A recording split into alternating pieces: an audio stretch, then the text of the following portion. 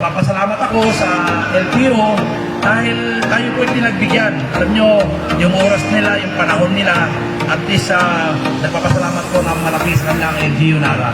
So alam nyo po ninyo, ito po ay simula lamang